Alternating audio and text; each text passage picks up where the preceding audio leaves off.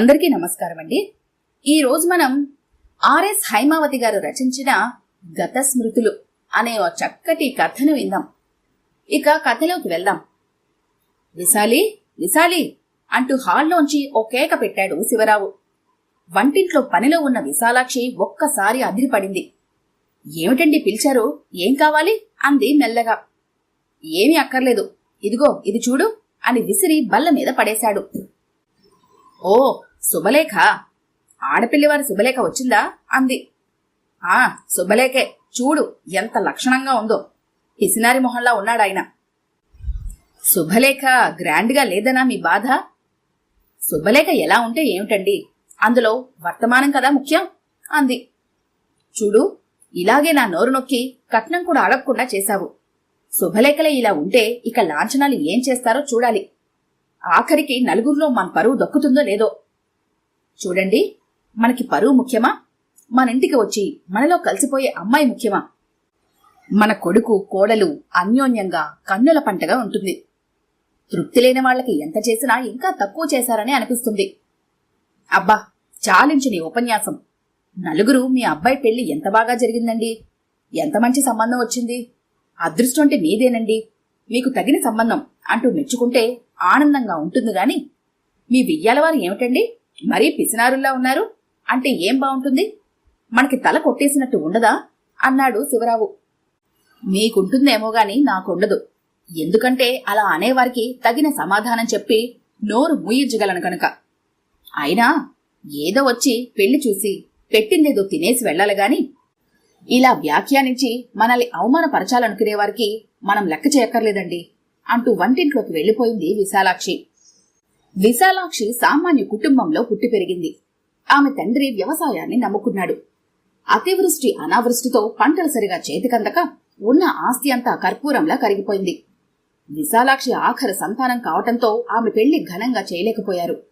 వియ్యల వారికి ముట్ట చెప్పవలసినవి ముట్ట చెప్పినా శివరావు తల్లిదండ్రులు అసలు తృప్తి పడలేదు. విశాలాక్షి అందాన్ని, గుణగణాల్ని, తెలివితేటల్ని ఎరిగి ఉన్న శివరావు చేసుకుంటే విశాలాక్షినే చేసుకుంటానని పట్టుబట్టడంతో ఇక చేసేది లేక ఏదో ఒప్పుకున్నారు తల్లిదండ్రులు. ఆ విధంగా అత్తవారింట అడుగుపెట్టిన విశాలాక్షికి జీవితంలో అడుగడుగున ముళ్ల కంచెలే ఎదురయ్యాయి. అత్తగారికి విశాలాక్షి ఏం మాట్లాడినా ఏం చేసినా తప్పుగానే కనబడేది. మళ్లీ కొడుకు శివరావు ఆఫీస్ నుంచి వచ్చే సమయానికి ఏమీ జరగనట్లు, కోడల్ని బాగా చూసుకుంటున్నట్లు నటించేది. అత్తగారిగా మారాక తన జీవితంలా తన కోడల జీవితం కాకూడదని కోరుకుంది విశాలాక్షి. అందుకే కొడుకు మీద ఏ బాధ్యత పెట్టకుండా తన భర్త రిటైర్ అయ్యే లోపల ఆడపిల్ల పెళ్లి చేసేసింది. అల్లుడు మంచివాడే దొరికాడు. కొడుకు మంచి స్ఫురద్రూపి, మంచి చదువు, ఉద్యోగం అన్నీ ఉన్నాయి. ఎంతో మంది కట్నాలు ఇస్తామని వచ్చినా కొడుకు తనకి నచ్చిందన్న అమ్మాయినే ఇచ్చి పెళ్లి చేయాలని ఈ సంబంధాన్ని స్థిరపరచడం జరిగింది. శివరావు భార్య భావాలకి వ్యతిరేకి కాదు.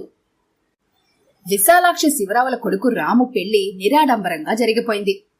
విశాలాక్షి కోడలికి 12 కాసుల బంగారం పెట్టింది. వియ్యాలవారు పెట్టినవి పుచ్చుకున్నారు గాని ఒక్క వస్తువు కూడా అడగలేదు విశాలాక్షి శివరావులు. వచ్చిన అమ్మలక్కలు ఏవైనా అన్నా వియ్యాలవారు ఇచ్చేవాటికన్నా అమ్మాయి మా ఇంట్లో కలిసిపోవటమే మాకు నిజంగా ఆనందాన్నిస్తుంది అనేసింది.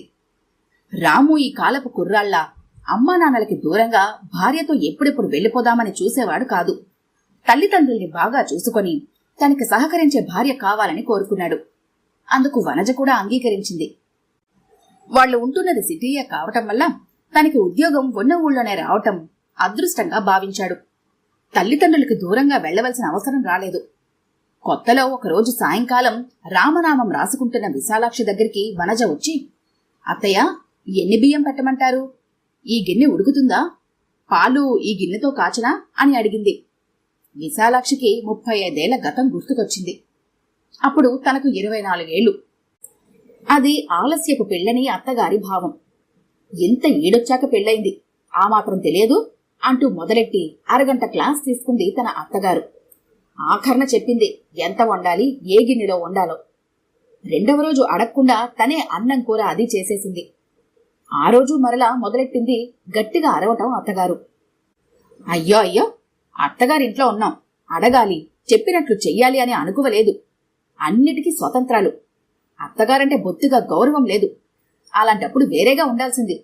మా మీద గౌరవం లేకపోయాక మా ఇంట్లో ఉండటం ఎందుకు అంటూ గట్టిగా అరిచేసరికి భయపడిపోయిన విశాలాక్షి, లేదత్తయ్య, నిన్నడిగితే మీరు ఆ మాత్రం తెలియదా అన్నారు కదా అని అంటూ మెల్లగా అంటుంటే, అవునే అంటాను, ఎన్నైనా అంటాను. నువ్వు కోడలివి, నేను అనాలి, నువ్వు పడాలి. మేమంతా అత్తగారింట్లో ఎన్నెన్ని కష్టాలు పెట్టాం, మీకు అలాంటి కష్టాలు ఏమున్నాయి అంటూ మరో క్లాసు. ఈ గిన్నెలో పెట్టమంటారా అత్తయ్య అంటూ కోడలు వనజ మరోసారి అడిగేసరికి, ఏదో పరధ్యానంగా ఉన్నానమ్మా, ఏమీ అనుకోకు. 2 గ్లాసులు బియ్యం పెట్టు, ఈ గిన్నె ఉడుకుతుంది. ప్రెషర్ ప్యాన్లో పెట్టేయ్. అయినా నీకేదైనా పని ఉంటే చూసుకోమ్మా, నేనొచ్చి పెడతాలే అంది. లేదత్తయ్య, మీ అబ్బాయి తెచ్చిన నవల మ్యాగజైన్ చదివేశాను, తోచటం లేదు. అందుకే నేనే రాత్రికి వంట చేసేస్తాను, మీరు రాసుకోండి అంది వనజ. సరేనమ్మా. వనజ, కుక్కరు మెల్లగా తర్వాత పెట్టొచ్చులే. చీకటి పడకుండా ఆ పువ్వులు ఉన్నాయి కదా, కోసుకురా. నీకు కట్టడం రాకపోతే నేను కట్టిస్తాను, పెట్టుకుందో గాని అంది విశాలాక్షి. అవునత్తయ్య, మర్చిపోయాను. నాకు కట్టడం వచ్చు, కట్టడం సరదా కూడాను అంటూ చకచకా గిన్నె పుచ్చుకొని పూలు కోయడానికి వెళ్తున్న కోడల్ని తృప్తిగా చూసుకుంది విశాలాక్షి. అమ్మా, ఈవేళ నేను వనజ సినిమాకి వెళ్తామమ్మా. అలాగే మాకు మున్నార్కి టికెట్లు రిజర్వేషన్ చేయించుకుంటాం. వచ్చేటప్పటికి లేట్ అవుతుంది, మీరు భోజనం చేసేయండి చెప్పాడు రాము. మరి ఆఫీసులో లీవ్కి అప్లై చేశావా అడిగాడు శివరావు. ముందుగా లీవ్కి అప్లై చేస్తే ఆ రోజుకి రిజర్వేషన్ దొరుకుతుందని గ్యారంటీ లేదు. అందుకే ముందుగా వెళ్లి రావడానికి రిజర్వేషన్ చేయించుకున్నాక అప్పుడు లీవ్కి అప్లై చేస్తాను. ఇప్పటికే ఆఫీసులో అంతా హనీమూన్ ఎక్కడికి అంటూ అడుగుతున్నారు అన్నాడు రాము. వెళ్ళొస్తాం అత్తయ్య అంటూ కోడలు చెప్పి రాము వెనక బైక్ మీద ఎక్కి కూర్చుంది. విశాలాక్షికి మళ్లీ గతం గుర్తొచ్చింది. హనీమూన్కి వెళ్ళొస్తానని తల్లితో చెప్పడానికి ధైర్యం చాలలేదు శివరావుకి అప్పట్లో. దానికి విశాలాక్షి ఓ ఆలోచన చెప్పింది. హనీమూన్ కంటే బాగోదు, తిరుపతి కాళహస్తి అవి చూసుకుని వస్తామని చెప్పి వెళ్దాం అంది. ఈ ఆలోచన శివరావుకి నచ్చింది. విషయం తల్లిదండ్రులకి చెప్పాడు. తండ్రి సరే అన్నాడు. తల్లి మాత్రం మొదలెట్టింది. ఆ తర్వాత జరిగిన సంఘటనలన్నీ ఆమెకు గుర్తుకొచ్చాయి. ఈలోగా భర్త శివరావు భార్యని పిలిచి, నువ్వెందుకలా పిలిచినా పలక్కుండా పరధ్యానంగా ఉంటున్నావు? ఆరోగ్యంగాని బాగాలేదా అని అడిగాడు. లేదండి, నా ఆరోగ్యానికి ఏం ఢోకా లేదు, నిక్షేపంలా ఉన్నాను. పాపం, పరాయి పిల్లైనా కోడలు వనజ మన అమ్మాయి శాంత కన్నా ఎక్కువగా అన్ని పనుల్లో సాయం చేస్తోంది. నేను ఏ పని తనకి చెప్పకపోయినా సందర్భాన్ని, అవసరాన్ని కనిపెట్టి కూడా ఉండి చేతిలో పని అందుకుని చకచకా చేస్తోంది. నాకు తృప్తిగా ఉందండి. కానీ ఏమిటి కాని చెప్పు, నా దగ్గర నీకు దాపరికం ఎందుకు అడిగాడు శివరావు.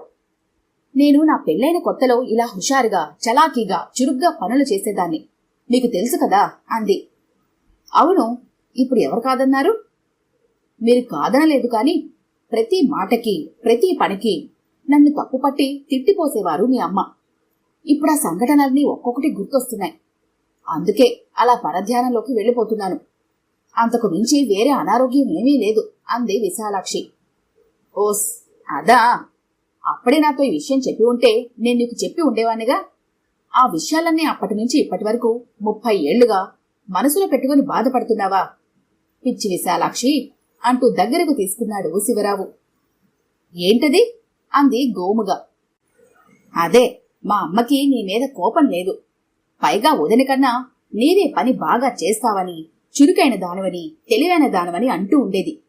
ఆ మాట నీ దగ్గరంటే నువ్వు నెత్తికెక్కి కూర్చుంటావని ఆవిడ అలా చెప్పేది కాదు. పైగా పోయేటప్పుడు కూడా నన్ను పక్కకు పిలిచి చెప్పింది. నిజంగానా? ఆశ్చర్యంగా ఉందండి. మరి మీరెందుకు ఆ విషయం చెప్పలేదు నాకు అంది విశాలాక్షి.